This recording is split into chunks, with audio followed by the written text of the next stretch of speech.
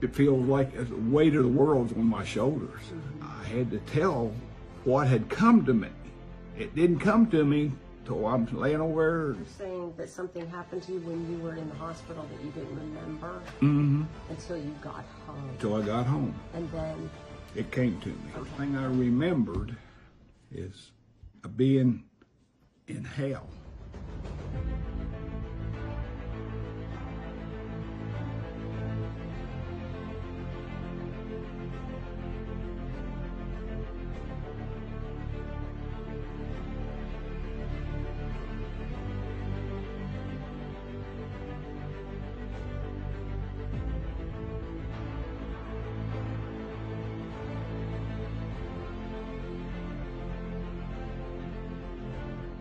Myron, could you please explain first how you viewed God, how you viewed Jesus before July 14 of 2021, and just explain your spiritual condition.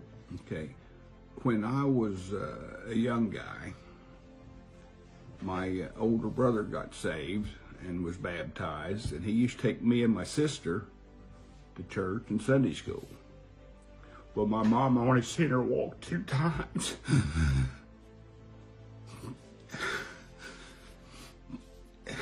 And I found out that God can heal people. So every night, I prayed or I asked God to heal my mom. I wanted to see her walk. It never happened. So from a little 10 years old, 8 years old, how old I was, I hated God. So that's where I was at for all them years. I'm 72 years old. Then my chest, I had chest pain. So my wife took me to Hosier Hospital, and they kept me, and they done a heart cath. And when I woke up, I asked the surgeon, I asked him, well, did you put some more stents in me? Or he said, it's too dangerous. I can't do anything for you. So he recommended that I go to Cleveland Clinic. And they took me in an ambulance to Cleveland Clinic. They had to take a vein out of my arm, about 12, 14 inches long, and go from one side of my heart clear to the back side of my heart and tie it in. I'm laying there on the bed, ready for surgery, thinking, I'm a good person. I'm either going to get to come home or I'm going to go to heaven. Well, that ain't the way it is, but that's the way I believed it was. So somebody come in the room, this person, he told me what he was. He didn't say he was a minister or a preacher. And he asked me if he could say a prayer for me. And I said, I don't reckon it would hurt anything. She says sarcastically, because I didn't need it, see? I was going to go to heaven or I was going to come home. So they come and got me after he said his prayer, and, well, that's what I said. He wasn't a big guy and he wasn't a little guy. He was dressed in clothes I'd never seen before. I've never seen nobody dress. He wasn't fancy, and he wasn't plain. I don't know how to explain that. But he was dressed differently than anybody I ever saw before. So anyhow, he said his prayer, and he left, and so shortly they went to the operating room. So then, you go to sleep, you think it's a long time, it may only be 10 or 15 minutes, I don't know. But you wake up, but I got to waking up and my pillow was wet. I was crying. Next day, I don't know, I woke up and I want to hate people. I've always hated people. I don't hate nobody. That all went away. I can't hate nobody. I never cried like that. I never wet my pillow, just tears. I didn't understand what was happening. So the hate went away. I went through the recovery part, and they started giving me sponge baths. And she'd run her finger down my back. And I couldn't think of what in the world is she doing. So she went and got another nurse and showed her, but they didn't say a word. I didn't know I had a burn mark on my back.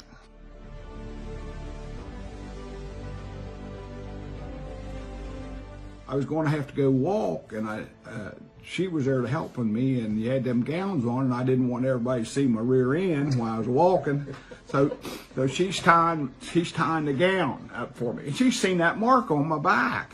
I told you it looks like a burn. And you're saying that something happened to you when you were in the hospital that you didn't remember until you got home. Until I got home. And then it came to me. Okay. First thing I remembered is being in hell. I saw the big hole in the ground.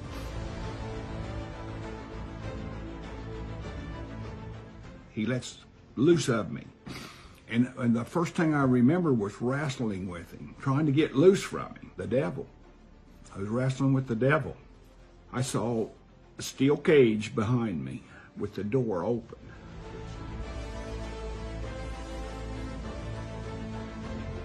When he flew me in there and dropped me, he let go of me just like an eagle, or with one. He carried me with one foot.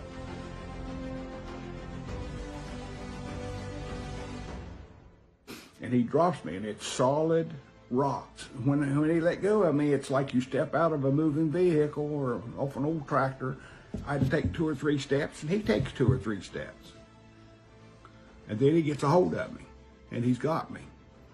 And he's trying to put me in his cage. He pushes me backwards to push me in the cage, but the door's open, and my back comes right up against the door.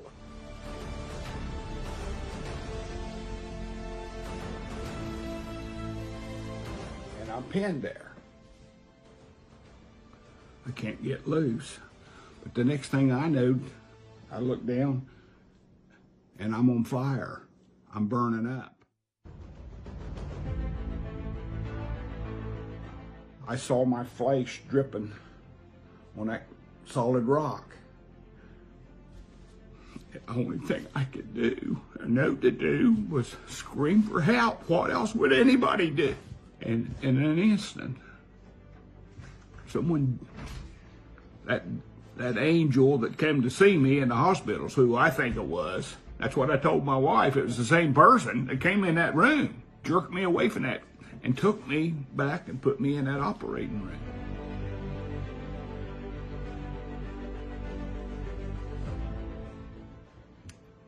She just said there's no way that in an operating room, ICU, anything, there's nothing there that will burn a patient. When I was burning up, I was on fire, and that angel came and got me away from the devil and put me back in that operating room. Well, the surgeon told us that we probably wouldn't see him no more after the surgery, but he came to see us. Okay. And he had a story to tell us. For some reason, my stomach just swelled up greatly. So he gets his light. They got that tube down my throat, and he's looking for blood or what's going on. Said as quickly, as rapidly as my stomach, it left. That's when he put the far out. When he brought me back, he put the far out after he put me back in that operating room. Several days later, I take my first shower, and she pulled, it looked like where a snake sheds his skin. She pulled the skin off of my legs that was where the blistered or whatever. There was no blister marks, but the dead skin was on my legs. She pulled it off when we took my first shower. I went to hell. And I got to come back. Now, why did he do that for me? But he did. That's Jesus and God brought me back to earth. And what my mission is that whatever he tells me, that's why I got to tell people. I got to tell this story. I believe every bit of it's true. Based on everything you experienced, what would you say to somebody who either doesn't believe that God or Jesus are real, or they believe they're real, but they don't think they have to serve them, and they think if they're good enough, they'll make it into heaven? What would you say to that person? I felt the same way, and I'm 72 years old, and I found out that I was wrong. It don't work that way.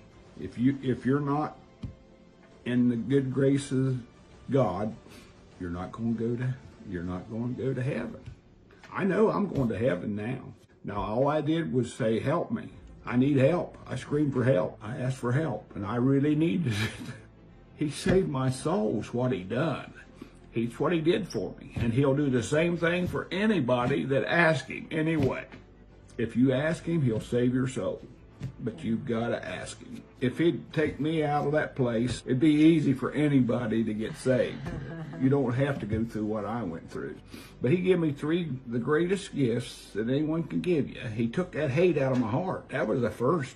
I couldn't even tell my own son that I loved him. I couldn't tell my daughter that I loved him. And then he filled my heart full of love.